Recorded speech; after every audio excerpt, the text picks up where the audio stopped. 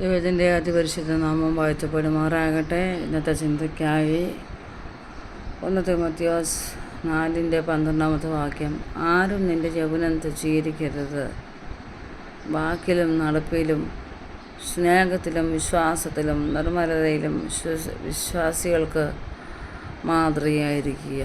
സ്വർഗീയ പിതാവേ, നല്ല പകൽക്കാലത്തിനായ സ്തോത്രം. വീണ്ടും തിരുവചനത്തിൻ്റെ ആഴം ഞങ്ങളെ നീ ഗ്രഹിപ്പിക്കണമേ. നിൻ്റെ പതിനത്തെ കുഞ്ഞിനെ സംസാരിക്കണമേ. നിൻ്റെ വചനത്തിൻ്റെ ആഴം ഓരോ നിമിഷവും മനസ്സിലാക്കി ജീവിക്കാൻ ഞങ്ങൾ സഹായിക്കണം. യേശു നാം തന്നെ ആമേൻ. ഇവിടെ വീണ്ടും പൗലോസ് അപ്പോസ്തലൻ തിമോഥെയോസിൻ്റെ ലേഖനങ്ങൾ എഴുതുമ്പോൾ വീണ്ടും തിമോഥെയോസിനോടായിട്ട് പറയുകയാണ്, ആരും നിൻ്റെ യൗവനം തുച്ഛീകരിക്കരുത്. സ്തോത്രം. എന്നെ കേൾക്കുന്ന പ്രിയ കുഞ്ഞുങ്ങളെ, നമ്മളെ യൗവനം തുച്ഛീകരിക്കാതിരിക്കാൻ നാം സൂക്ഷിക്കണം. ഇത് അന്ത്യകാലമാണ്. പാപത്തിന് അധർമ്മം മൂർത്തി അത് ശക്തിയോടെ ഈ നാളുകളിൽ ജയമെടുക്കുമ്പോൾ കർത്താവിൻ്റെ വചനം പറയുന്നത്, ആരും നമ്മുടെ യൗവനം തുച്ഛീകരിക്കപ്പെടാതിരിക്കാൻ സൂക്ഷിപ്പീൻ. അവർ ഒന്നാമതായിട്ട് വായിക്കുന്നു, വാക്കിലും, 2 നടപ്പിൽ, 3 സ്നേഹത്തിൽ, 4 വിശ്വാസത്തിൽ, 5 നിർമ്മലതയിലും, 6 വിശ്വാസികൾക്ക് നാം മാതൃകയുള്ളവരായിത്തീരുന്നു. ഈ 6 കാര്യങ്ങൾ പൗലോസായ അപ്പോസ്തലൻ പറയുകയാണ്.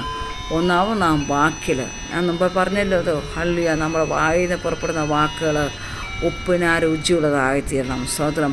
ഒരിക്കലും നമ്മുടെ വാക്കുകൾ കൃപയാലുള്ളതായിത്തീരണം. സ്തോത്രം.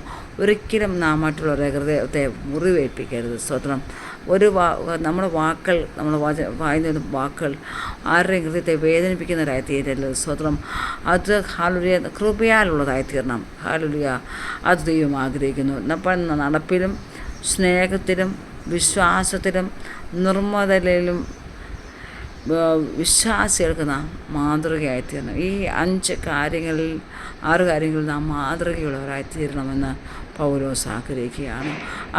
ഈ കാലഘട്ടത്തിൽ ദൈവ മക്കളെ, മാതാവേ, പിതാവേ, പ്രിയ കുഞ്ഞുങ്ങളെ, നമ്മളെ നടപ്പ് നമുക്ക് സൂക്ഷിക്കാം.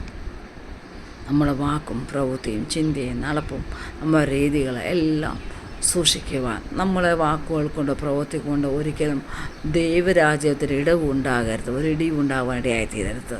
നാം ദൈവരാജ്യം പണിയുന്നവരായി തീരുവാനിടയായിത്തീരട്ടെ.